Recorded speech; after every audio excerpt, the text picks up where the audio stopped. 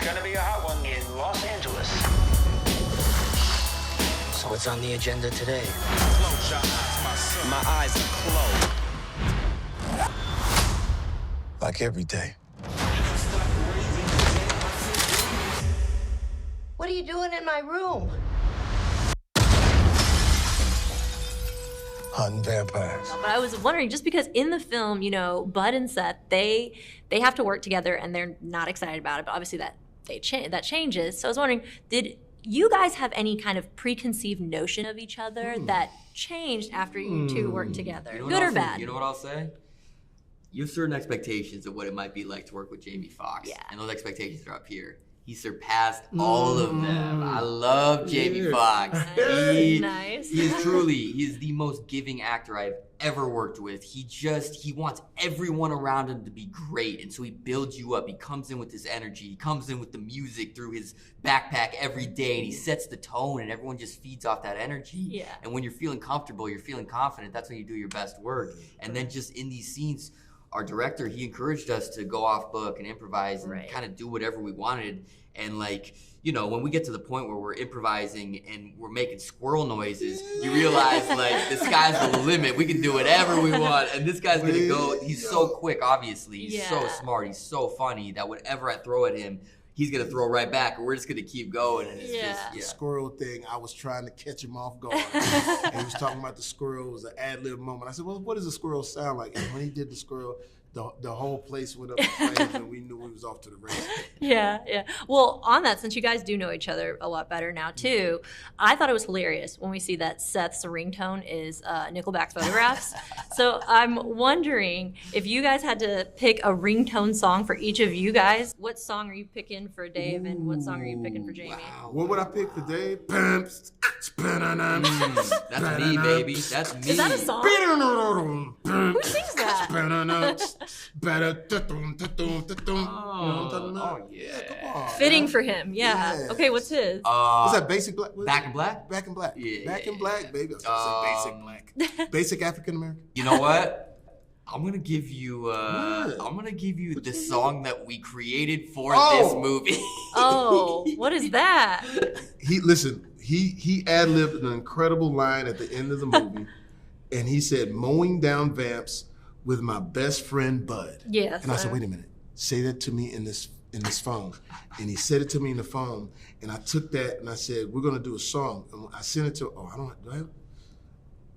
and so I sent it to my music producer. I said, "I want the song to go mowing down vamps with my best friend Bud. Hit me, boom, boom, boom, boom, boom, boom, boom, boom, boom, boom, boom, boom, boom." I like so we it. did the song. I like it. We did the song, and then we ended up doing a video. Oh, wow. Wow. Oh, that's awesome. That's great. Hold on, we gonna play it. We got. No, I know you got your other questions, but you're gonna sit there and watch it.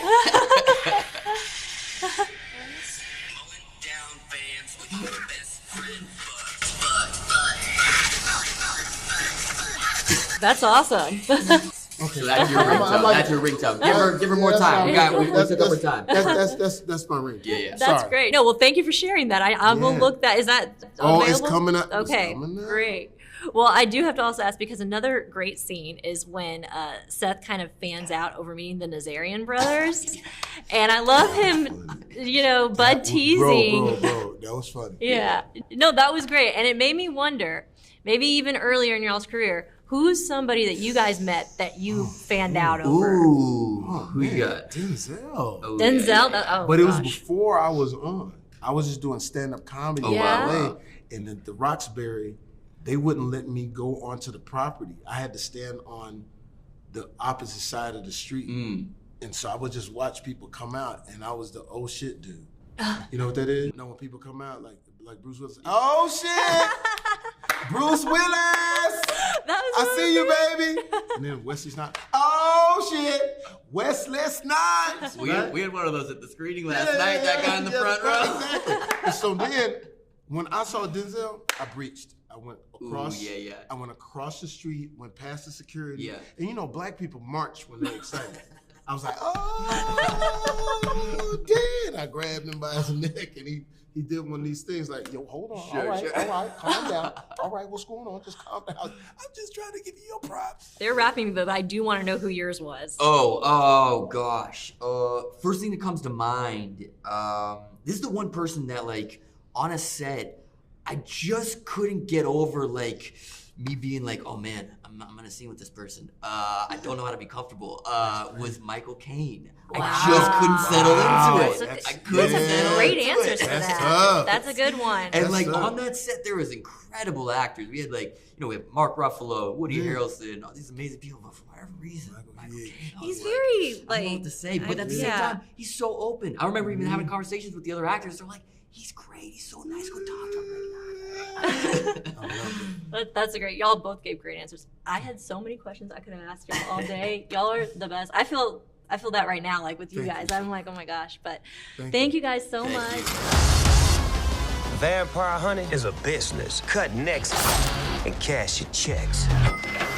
You have a long resume of working on some great films and shows. I'm wondering, which of your past projects do you feel you gained the most from, and that you've kind of taken that knowledge with you as you've moved forward in your career? You learn something from everything you do, and you can't do something and not be influenced by it, whether it be good or bad, and that's life, isn't it? But there was a movie I did in Bulgaria a long time ago called Undisputed 2, and it was a movie probably nobody saw. It was like a $2 million budget movie. It was like an MMA fighting movie, but I was there with Scott Atkins, Mike Jai White, Isaac Florentine directed it, but I was directing second unit, I was operating camera. I was doing pretty much everything, and we set it in the editing room as well. So that was one of the first times that I directed second unit before, but that was the first time that it was put on me, like the weight of it all, where I was operating, and so that gave me the confidence, and that's all you really need to know, is that you can do it a lot of the times, because that's what keeps people from doing what they're doing. They're not sure if they can. Oh, maybe I won't bother. But when you go for it and you realize, oh, it's not that big a deal, you just go for it. And that's what really just set me off. And that's been, I think it was in 2002 or 2003, and it's been nonstop ever since. That's great. Yeah. Well, another part of the film I really loved is watching, I was about to call them by their real names, but Bud and Seth talk about the Twilight movies and how Seth told him, oh, you haven't watched Breaking Dawn 2. I'm actually, like, I wish I was you so I could experience that for the first time. And I feel that way about, like, I feel like a handful of movies where I'm almost jealous that someone's getting to experience it for the first time. I was wondering, what's that movie for you that whenever someone says they're going to watch it for the first time, you're almost envious that they're going to experience that? I got to tell you, I really love the first Terminator. So the first time I saw the first Star Wars movie when I was a kid, when they went to hyperspeed, as kids, we never saw that before, like the whole audience, or when the shark jumped out in Jaws. But the first Terminator for me was probably that movie. Yeah, that's a good choice, yeah. Well, obviously with it being your directorial debut, what was the most important thing you wanted to capture with this movie? I was the most concerned about the comedy. Like the action, I figured we were going to do okay. The suspense, I have some experience at that. I feel like I can control that. But it was the comedy I was most worried about from the very beginning, because I think I'm funny, but I don't know if anyone else thinks I'm funny. As soon as I cast Jamie Foxx, that fear dissipated. And as soon as we did our read-through, we did a cast read-through on a Zoom meeting because of the pandemic. When Foxx and Franco got it on, I was like, oh my God. And everybody starts texting, said, oh Jesus, this is happening. So that was my biggest concern. That was relieved immediately. Yeah, no, I completely agree, because honestly, those two I could have just watched them talk gold. all day. It's gold. Like, it was really good. But it was funny. It was great. They're giving me the rap, but it was so wonderful talking with you. My pleasure. Thank you so much. Vampires, they live amongst us. And all they are is murderers. It's not Eclipse, New Moon, Breaking Dawn, Part 1. It ain't like that, all right? Why do you know the names to all the specific Twilight films? What? And what's your gripe with Breaking Dawn Part 2? It's the exciting conclusion of the whole Twilight saga. Welcome to the day shift, motherfucker. Works every time.